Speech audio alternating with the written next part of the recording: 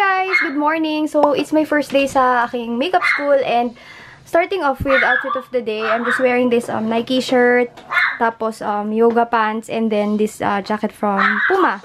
Nagmamadali na ako super kasi late na ako. As always. Ayun si Jelloy, sinundo niya ako. And then my MCM bag for my kit and Payless na shoes. Nag-outfit of the day. Hindi ko makita.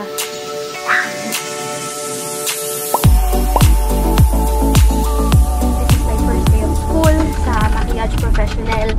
Kung hindi nyo napanood yung vlog ko before from that school when I took my personal beauty classes, I'm going to put the link in the description box below.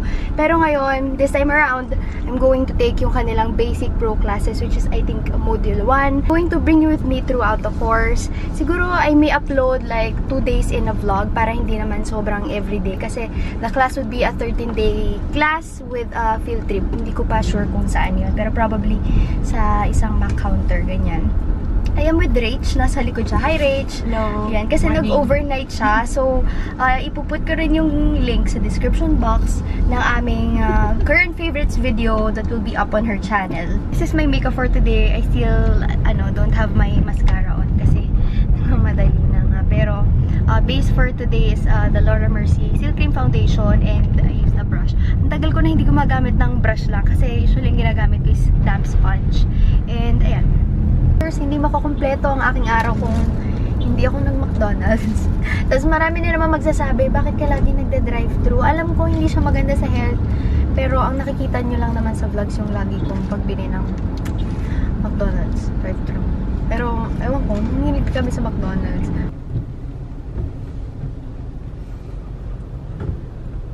One way pala ito eh. So, ito na yung F1, ayan. Pero, we have to find our parking space. Took the F1 hotel parking and it's quite expensive kasi 75 pesos for the first 2 hours and then 25 pesos for the succeeding. And as you can see, nag-allot talaga sila ng space. So, sa basement kami 24. Naka-park lang namin and pasok na kami sa may elevator. Basement 3 kami. Maluwag naman yung parking nila. Cool. Ayan na. MP.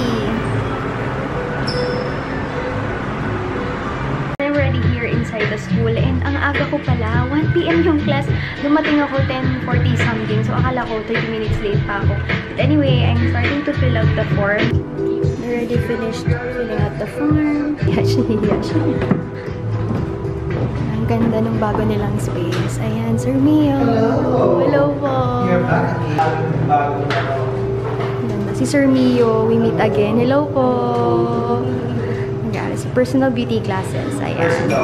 So, masyado akong maaga. 10 yung alam ko na class. Kala ko 30 minutes, 40 minutes late ako. Hindi pa pala. 1 to 5 pala yan. Ano ba yan? Hindi kasi ako gano'n nagbabasa. So, anyway, I have met Sir Mio and Miss Yuki. Miss Nesca. Later pa si Miss Yuki kasi siya yung magtuturo sa klase namin. And if you're wondering where F1 Hotel is in BGC, it's just right across SNR and then St. Luke's. Madali siyang hanapin. And since I have 2 hours to spare, we're going to Starbucks.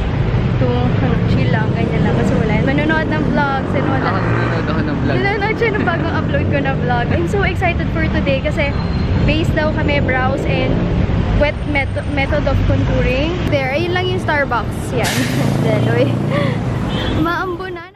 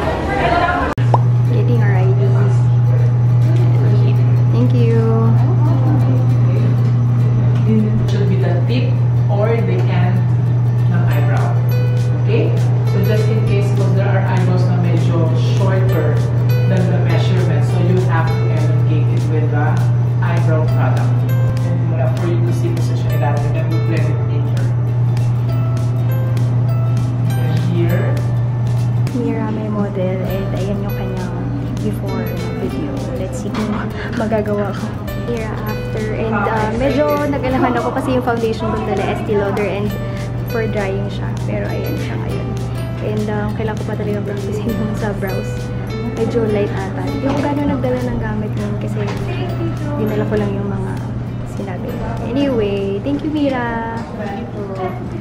So, tapos na yung klase. Siya yung model ko, si Mira. Ayan yung makeup niya. Kasi hindi pa kami pwede mag-blush, mag-eyeshadow, mag-mascara. Ano lang, brows and base. Survived my first day of classes. And nagturo si Miss Yuki today. And I've met, for me yun na rin before. Sila yung instructors ko sa personal beauty class. And I'm so happy na sila ulit yung magiging instructors ko for this pro class. Ay, thank you po! Thank you! Thank you! See you! Papunta na kaming SM Ora. Dadan ako dun sa kasi may kailangan ako. And kasabay namin si Mira. Sinabay ko na siya kasi, ayan, sa may market lang din siya tagan. As always, going to Eastwood. Hindi na kami nag-ora sa Eastwood na lang para mas malapit. May McD naman dun. Nakababa na si Mira and kami nasa C5 na ngayon. Ayun nga, grabe. Ano yung hinahawakan ko yung brush? Medyo nanginginig ako na una kasi parang kinakabahan ako. Oh my God, ano bang uunahin ko? Although, tapos na yung demo ni Miss Yuki and magaling siyang magturo.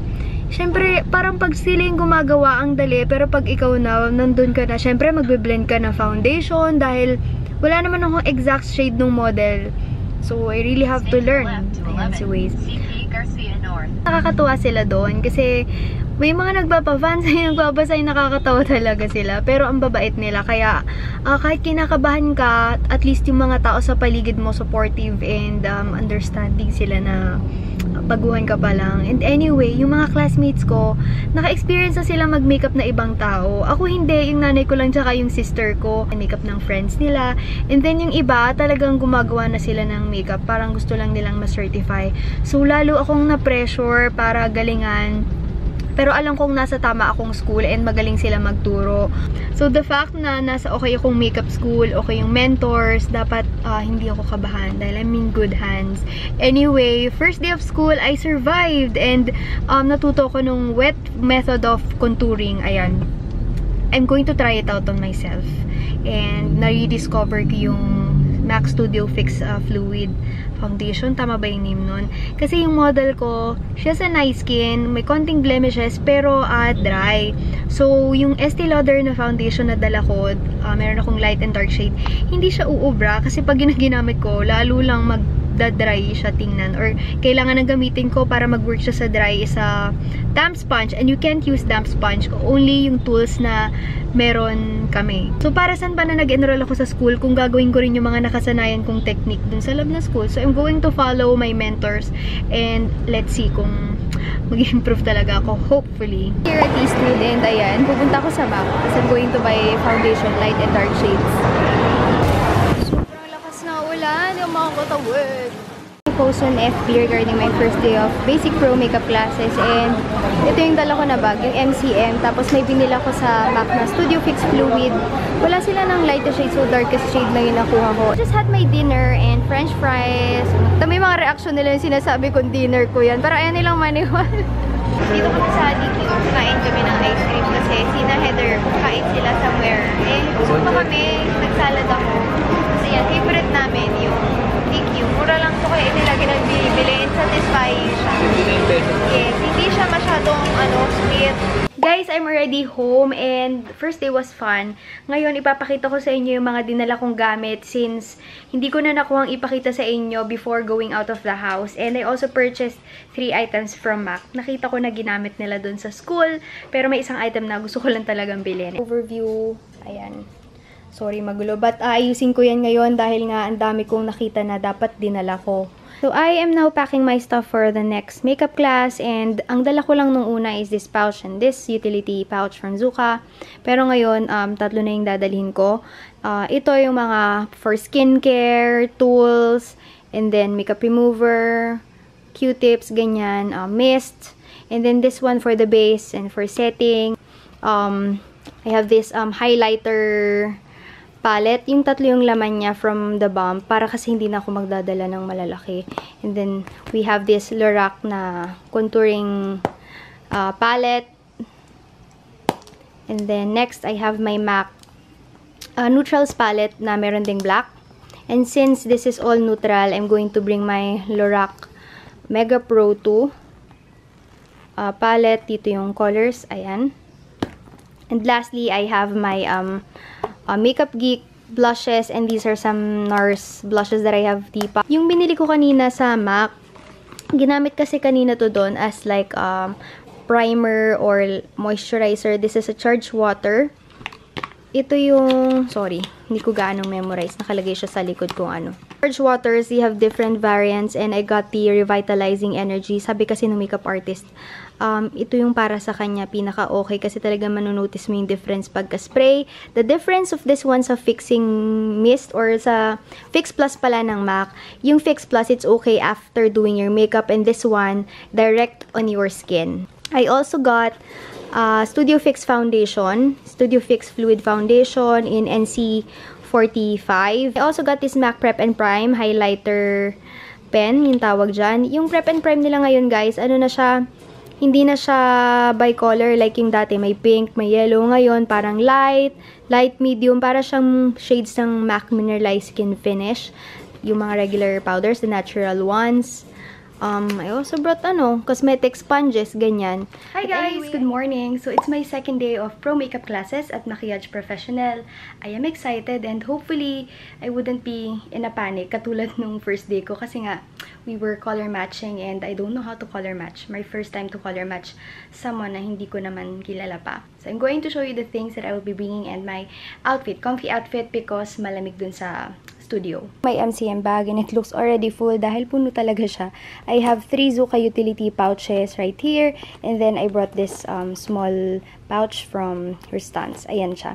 Medyo mabigat siya pero since hindi ko naman siya kailangan buhatin ng buhatin, okay lang. Of today guys, very simple. I just have my hair up because I still have my curls from yesterday and then I'm wearing my Kate Spade shirt. Let's roll. Ito yung pinakauna kong shirt na sinuot during my first video and then sweatpants are from Nike and then this is a Uniqlo gray jacket dahil malamig sa studio and then my MCM backpack. As you can see, sobrang puno talaga niya but it's nice because I am able to fit everything that I would need and magpapalit na lang ako later ng footwear. I'm going to wear closed shoes dahil malamig nga sa studio. So, let's go! Grabe nakakatawa talaga nung first day ko because konti lang yung dala kong gamit and I had to borrow from the studio. Okay lang naman, there's no problem with borrowing. Kaya lang kasi, pag nakuha na ng iba, you have to look around kung nasa na yung foundation or yung mist na kailangan mo.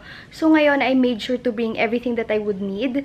Sa tingin ko, yung mga kakailanganin ko, I don't know kung kulang pa siya, but hopefully, mas madali na yung process. So medyo, kinakabahan talaga ako nung first day. Nanginginig talaga yung kamay ko nung nagko-color match ako kasi I don't know what to do. But you know, being in a pressure like that, mas magiging better ka kasi alam mo na ako anong feeling being pressured. Don't get me wrong guys, MP staff are all friendly and super nice to me. Kaya I have no reasons kung bakit kakabahan ako or what. Kaya lang siguro dahil I have no experience, that is why nagpanic ako nung first day. Anyway, I'm just wearing my Marc Jacobs foundation. Sobrang ganda talaga niya with my, I think that's my RCMA No Color Powder. For my brows, I'm just wearing MAC Coquette. That's a matte brown eyeshadow. And then lashes, just mascara from Hair & Make in Steady Brown. Cheeks, Tom Ford. And then highlighter, Tom Ford as well. And then I don't have any lipstick right now. I also bronzed my face with my favorite bronzer, MAC Mineralized Skin Finish in Medium Deep. Siyempre, kailangan mag-drive-thru kami sa McDo. Bago kami pumasok, kumakain ako ngayon. Mainis na naman kayo sa akin kasi drive-thru na naman yung kinakain ko. Pero masarap kasi talaga. Masarap-sarap ng chicken. Masarap-sarap ng french fries. Ang sarap-sarap ng ice cream. Sarap-sarap ng preservatives. Ang sarap-sarap ng preservatives. Pero masarap lang.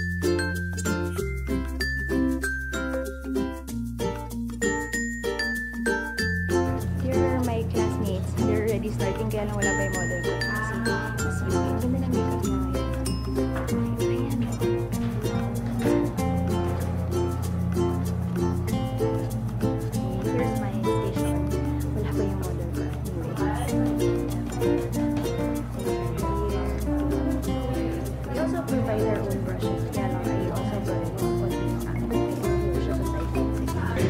Kinaya niya yung Finding Dory. Asa yung Dory? Nag-ano mo na siya ba? Diba? Ginawa niya yung mata ni Dory. Tapos naglag siya ng fin dito, tapos yung buntot dito. Tapos nagagano siya ko para si Dory. Kasi nilapin niyo yun. Dory makeup tutorial. Tatawa ka ng buong-buong.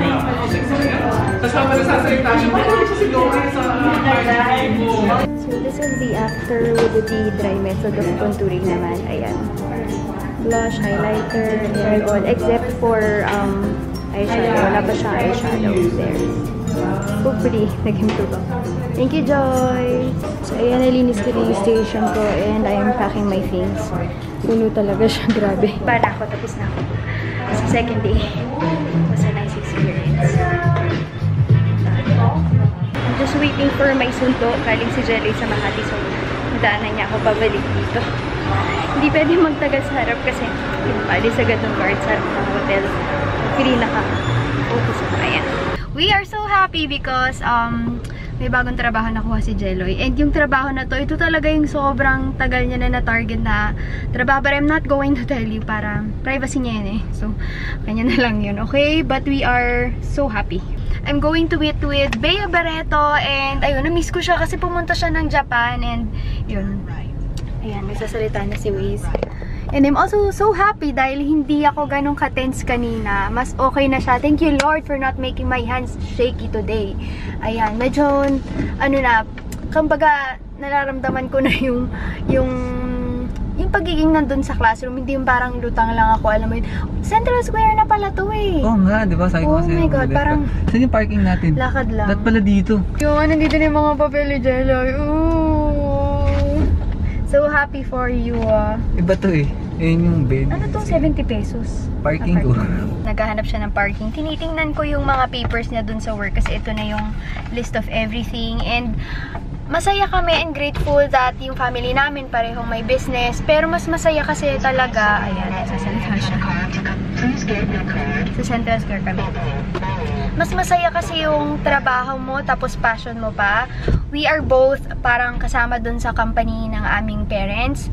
Pero syempre, iba pa rin yung parang may sarili ka on your own na magagawa. At ayun, basta. Thank you, Lord. Pero baka ma-mistake kasi na iba na ano ba yan. Hindi na lang magpasalamat. Meron ng business, ganyan-ganyan pa.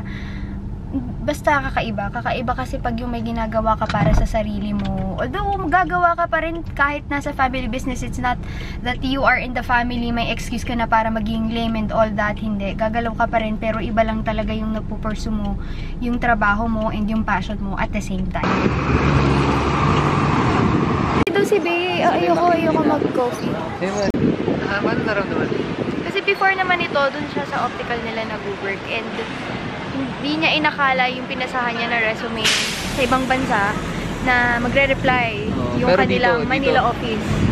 Oh, pero dito ko dito talaga ako i-designate base. Yun.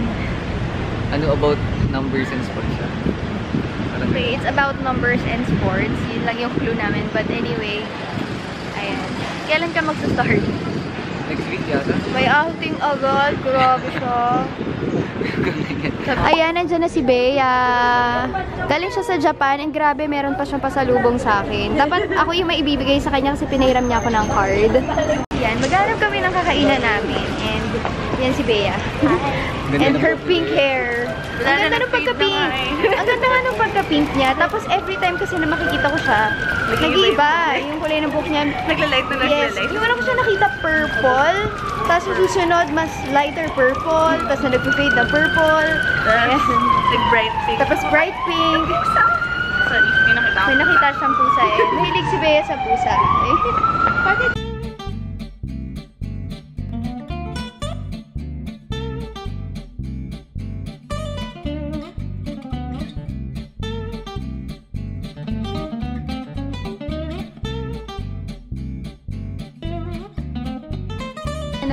Nahanap ko kung nasan si Bea. Spot Bea. So, wala na si Bea. Ayan. Kasi si Bea, may goal siya. 50 books a year. This year. This year, ayan. Habang 27 na. Ayan. So, may ilang books pa, 25 pa. Si Jelly, may suggestions. Pagka hindi daw natapos ni Bea, Jelly, ano yun? Archie na lang, Archie. Archie, para masabi lang yun. Tapos nakita namin to, notepad. Now, tapos later. Hindi sa amin pwede to ni Bea. Lahat later. Lahat later. So, pumila na si Jeloy and got me this Mocha Ribbon Flap. Kasi si Bea, paubos na. Saka lang pumila si Jeloy. Tapos sabi niya, kanya na lang daw tong straw. Yung straw kasi niya, parang, ano ba tawag dito? Wafer stick na may chocolate sa loob. May chocolate siya dito sa kanya. Kaya lang, wala namang kwenta kung kanya na lang to. Tapos ito lang yung akin, diba? Kasi kasama nga yun. Sana na matikman din yan. Eh, so parang ano, nagsustraw na lang ako dito. Wala lang. Wala lang. Ngayon sa parking space namin. Si Jen. My dogs. Ito si Tonyo kay tatayan. Si Lily. So nakikita niyo yun. That's my sister's room. And yung lumalakad-lakad na yun, si Dixie yun. Dahil narinig niya na nandito na ako. Hi! How are you? Where's your bed? Where's your bed? Ay, nagpapakamot na agad. Where's your bed? Ba't wala ka pang bed? Buddy! Buddy! Hi! Where's your bed? Home, and I'm really happy about the turnout of today's lessons and dry method of contouring. Yun yung familiar ako and alam kong familiar din kayo dahil mostly sa atin, powder yung ginagamit to contour. And tomorrow, I'm excited dahil eyeshadow naman ang gagawin namin. It's something that I am not really sure of doing kasi, I don't know, kahit sa akin nahihirapan ako mag-apply na eyeshadow. But anyway, I'm going to share with you again tomorrow kung anong gagawin. Thank you so much for watching and see you on my next vlog. Bye!